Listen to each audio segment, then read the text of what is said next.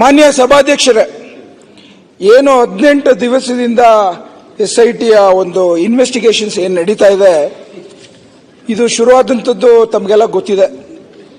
Social media, ಸಾಮಾಜಿಕ ತಾಣದಲ್ಲಿ ಶುರುವಾದಂಥ ಈ ಗೊಂದಲಗಳನ್ನು ನಿವಾರಣೆ ಮಾಡಲಿಕ್ಕೆ ನಮ್ಮ ಸರ್ಕಾರವು ಎಲ್ಲ ರೀತಿಯ ಕ್ರಮವನ್ನು ತೆಗೆದುಕೊಳ್ಳಲಿಕ್ಕೆ SIT ಇನ್ವೆಸ್ಟಿಗೇಷನ್ ಶುರು ಮಾಡಿರೋಂಥದ್ದು. ಯಾವುದು ಸೌಜನ್ಯ ಹತ್ಯೆ ಆದ ನಂತರ.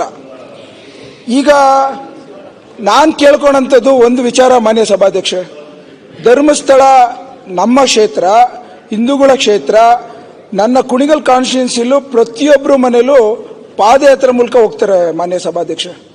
ಭಾಳಷ್ಟು ನಂಬಿಕೆ ಇಟ್ಕೊಂಡು ಆ ದೇವರನ್ನ ಪೂಜೆ ಮಾಡಿಕೊಂಡು ಪವಿತ್ರವಾದಂಥ ಕ್ಷೇತ್ರವಾದಂಥದ್ದು ನಮ್ಮ ಮನೋಭಾವನೆಯಲ್ಲಿದೆ. ನಾನಿವತ್ತು ಸರ್ಕಾರಕ್ಕೆ ವಿಶೇಷವಾಗಿ ಧನ್ಯವಾದ ಹೇಳಲಿಕ್ಕೆ ಬಯಸ್ತೇನೆ. ಏನು ಜಸ್ಟಿಸ್ ಅರೀಡ್, ಜಸ್ಟಿಸ್ ಬರೀಡ್ ಅಂತಾರೆ. ಭಾಳ ಸೂಕ್ಷ್ಮತೆ ಆದಂಥ ವಿಚಾರವನ್ನ ಪಾರದರ್ಶಕವಾಗಿ ಏನು ಗೊಂದಲ ಇರೋದನ್ನ ನಿವಾರಣೆ ಮಾಡಲಿಕ್ಕೆ SITಯ ಸೂಕ್ತವಾದಂಥ ವಿಚಾರಣೆನ ತೆಗೆದುಕೊಂಡಿರೋದಕ್ಕೆ ವಿಶೇಷವಾಗಿ ಶ್ಲಾಘನೀಯ. ಇವತ್ತು ಹಿಂದೂ ಧರ್ಮದಲ್ಲಿ ಹಲವಾರು ಸವಾಲುಗಳು ನೋಡಿದ್ದೇವೆ. ನಾವೇನು ರಾಮಾಯಣ ಮಹಾಗ್ರಂಥ ಓದ್ತೇವೆ, ಅದರಲ್ಲೂ ಸಹ ಸೀತಾಮಾತೆಯನ್ನು ಪರೀಕ್ಷೆ ಮಾಡಿದಂಥದ್ದು ಇವತ್ತು ನೋಡಿದ್ದೇವೆ. ಅದೇ ರೀತಿ ಇವತ್ತು ಧರ್ಮಸ್ಥಳ, ಅದೇನು ಧರ್ಮವನ್ನು ಕಾಪಾಡುವಂಥ ಸ್ಥಳ, ಈ ಒಂದು ಸವಾಲನ್ನು ಗೆದ್ದು ಈಚೆ ಬರುತ್ತೆ ಅಂತ ನಂಬಿಕೆಯನ್ನು ನಾವು ಇಟ್ಕೊಂಡಿದ್ದೇವೆ. ಆ ಕಾರಣಕ್ಕೋಸ್ಕರ ಇವತ್ತು ಒಂದಂತೂ ನಿಜ, ಆ ಕ್ಷೇತ್ರ ಮನುಷ್ಯತ್ವದ ಮನೋಭಾವನೆಯನ್ನು ಸೈದ್ಧಾಂತಿಕ ವ್ಯವಸ್ಥೆಯಲ್ಲಿ ನಮಗೆಲ್ಲ ಆಧ್ಯಾತ್ಮಿಕ ಶಕ್ತಿಯನ್ನು ಕೊಡುವಂಥದ್ದು ಕ್ಷೇತ್ರ. ಇವತ್ತು ಸಹ 2 ಲಕ್ಷ ಜನಕ್ಕೆ ಅನ್ನಹಾರಾದಿಗಳನ್ನು ಕೊಡುವಂಥ ಕ್ಷೇತ್ರ.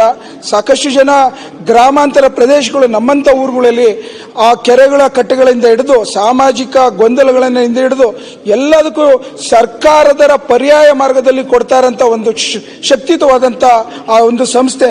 ವೀರೇಂದ್ರ ಹೆಗಡೆ ಅವ್ರ ಮೇಲೆ ಅಪಾರವಾದಂಥ ಗೌರವ ಇಟ್ಕೊಂಡಿದ್ದೀವಿ ನಮ್ಮ ಕುಟುಂಬದವರು. ಒಂದು ವಿಚಾರ, ಮೈಕ್ರೋ ಫೈನಾನ್ಸು ನಮ್ಮ ಸರ್ಕಾರದವರು ಎಲ್ಲ ಒಂದ್ ಕಡೆ ಇನ್ನೂ ಹೆಚ್ಚಿನ ರೀತಿ ಮಾಡಬೇಕಾದಂತ ಜವಾಬ್ದಾರಿನ ಅವ್ರು ಮಾಡ್ತಾ ಇದ್ದಾರೆ. ಇವತ್ತಾರು ಮನೆಯಲ್ಲಿ ಮಹಿಳೆಯರು ಸ್ವಾವಲಂಬನೆ ಬಂದಿದೆ ಅಂತ ಅಂದ್ರೆ ಅದು ಧರ್ಮಸ್ಥಳದ ಒಂದು ಪಾತ್ರ ಇದೆ ಅಂತ ಹೇಳಲಿಕ್ಕೆ ನಾನು ಇಚ್ಛೆ ಪಡ್ತೀನಿ ಸ್ವಾಮಿಗಳೇ.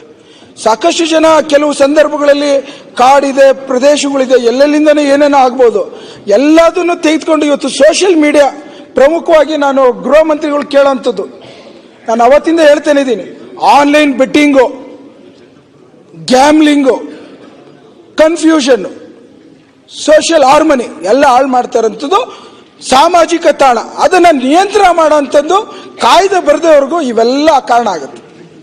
ಇವತ್ತು ದೊಡ್ಡ ಗೊಂದಲ ಶುರು ಮಾಡಿಬಿಟ್ಟಿದ್ದಾರೆ. ಹೌದು, ಇವತ್ತು ವಿರೋಧ ಪಕ್ಷದವರು ಬಹಳಷ್ಟು ಮಾತನಾಡ್ತಾರೆ, ನೀವು ಏನೇನೋ SIT ಮಾಡಿಬಿಟ್ಟಿದ್ರಿ, ಗುಂಡಿ ಮಾಡಿಬಿಟ್ಟಿದ್ರಿ ಅಂತ. ನಾನು ಒಂದು ವಿಚಾರ ಹೇಳ್ತೇನೆ ಸ್ವಾಮಿಗಳೇ, ಇವತ್ತು ಧರ್ಮಸ್ಥಳದ ವ್ಯವಸ್ಥೆಯಲ್ಲಿ ನಂಬಿಕೆ ಇಟ್ಕೊಂಡಿರೋನು ಈ ಪರೀಕ್ಷೆಯಲ್ಲಿ ಗೆದ್ದು ಬರೋಂಥ ಸಂದರ್ಭವನ್ನ ಮುಂದಿನ ದಿನ ಕಾಣ್ತೇವೆ. ನಮ್ಮ ಸರ್ಕಾರ ತೆಗೆದುಕೊಂಡಿದ್ದ ನಿರ್ಧಾರ ಶ್ಲಾಘನೀಯ. ಇವತ್ತು ಸಹ ಹೇಳ್ತೇವೆ, ಯಾವುದೇ ಒಂದು ಸಂದರ್ಭದಲ್ಲಿ ಪಾರದರ್ಶಕವಾಗಿ ಏನು ಜಸ್ಟಿಸ್ ಕೊಡಬೇಕಾದಂಥ ಪ್ರಯತ್ನವನ್ನು ಮಾಡ್ತಾ ಇರೋದಕ್ಕೆ ವಿಶೇಷವಾಗಿ ನಾನು ಎಲ್ಲ ನಮ್ಮ ಕರ್ನಾಟಕ ರಾಜ್ಯದ ಪ್ರತಿಯೊಬ್ಬರಿಗೂ ಕೇಳ್ಕೊತೀನಿ, ಆಕ್ರೋಶ ಪಡುವಂಥ ಅವಶ್ಯಕತೆ ಇಲ್ಲ. ಬಹಳಷ್ಟು ಸುಲಲಿತವಾಗಿ ಇದೊಂದು ಪವಿತ್ರವಾದಂಥ ಸ್ಥಳಕ್ಕೆ ಪರೀಕ್ಷೆಯಲ್ಲಿ ಗೆದ್ದು ಬರೋಂಥ ಸಂದರ್ಭದಲ್ಲಿ ಯಾರು ತೊಂದರೆ ಆಗದಲೆ ವಿರೋಧ ಪಕ್ಷರು ಕೈ ಮುಗಿದು ಕೇಳ್ಕೊತೇನೆ, ರಾಜಕೀಯ ಮಾಡಕ್ ಹೋಗ್ಬಿಡಿ. ರಂಗನಾಥ್, ನಿಮ್ಮ ಸಬ್ಜೆಕ್ಟ್ ವಿಚಾರದಲ್ಲಿ ರಾಜಕೀಯನ ಮಾಡಕ್ ಹೋಗ್ಬಾರ್ದು. ಈಗ